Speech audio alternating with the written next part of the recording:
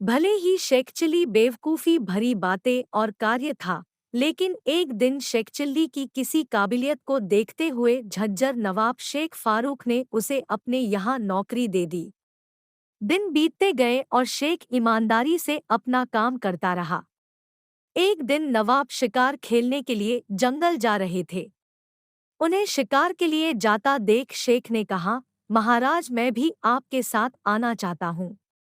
नवाब ने हंसते हुए उसे समझाया कि तुम वहां नहीं जा सकते हो। तुमने जीवन में कभी किसी चूहे का भी शिकार नहीं किया होगा, तो तुम जंगल चलकर क्या करोगे? झज्जर नवाब से यह सुनकर दुखी आवाज में शेखचिल्ली बोला, आप मुझे अपनी काबिलियत दिखाने का एक मौका तो दीजिए। नवाब ने उसकी जिद देखकर शेखचिल्ली के हाथ में भी एक बंदूक थमा दी। अब सभी एक साथ कालेसर जंगल की ओर बढ़ने लगे। कुछ दूर पहुंचकर सब शिकार का इंतजार करने के लिए अपनी अपनी जगह पर खड़े हो गए।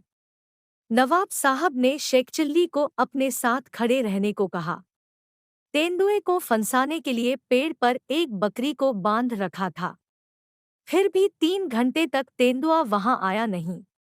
इतने में चिल्लाते हुए शेखचिल्ली ने पूछा कि कहाँ गया तेंदुआ, अब तक आया क्यों नहीं? नवाब के पास में ही खड़े एक शिकारी ने कहा कि तुम चुप रहो, वरना सारा काम बिगाड़ दोगे। इतने में ही शेखचिल्ली मन में ही ख्याली पुलाव पकाने लगा। उसके मन में हुआ कि एक दो तेंदुए का शिकार करने के लिए इतने सारे लोग यहाँ आ गए हैं।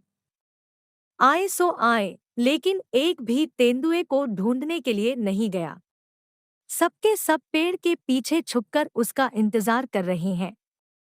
फिर शेख के मन में हुआ कि मेरा बस चले तो मैं बंदूक लेकर सीधा तेंदुए को ढूंढने के लिए निकल जाऊं। उसे ढूंढकर उसके पीछे पीछे चुपचाप से चलने लगूंगा और जैसी ही वो मेरे तरफ देखेगा तो उसका शिकार कर दूंगा। इतना सोचते ही शेख ने खुद से कहा कि वैसे सुना है कि तेंदुए बहुत तेज दौड़ते और बड़ी छलांग भी लगाते हैं। अगर वो मेरे ऊपर चढ़ गया तो क्या होगा? इस विचार को शेखचिल्ली ने अपने मन से जाने दिया। उसने कहा कि क्या हुआ अगर वो तेज दौड़ता है? क्या मैं उससे कम हूँ?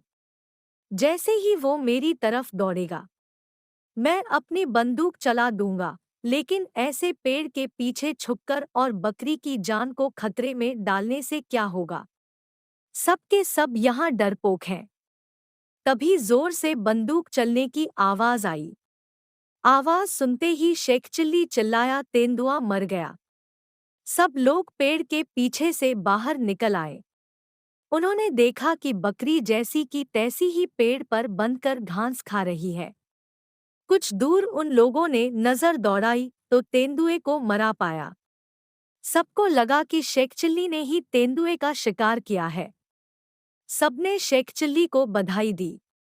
सबसे वाहवाही मिलने पर शेखचिल्ली खुश हो गया, लेकिन उसे खुद समझ नहीं आया कि आखिर तेंदुआ मरा कैसे। कहानी से सीख। कभी कभी ऐसे लोग भी अपनी काबिलियत दिखा जाते हैं जिनसे कुछ उम्मीद नहीं होती है। इसी वजह से किसी को कम नहीं आंकना चाहिए। अगर आपको हमारी कहानी पसंद आई है तो मेरे चैनल को जीके हिंदी कहानियाँ को सब्सक्राइब करें, बेल आइकन दबाएं और लाइक कमेंट करें। मिलते हैं किसी और अच्छी कहानी के साथ।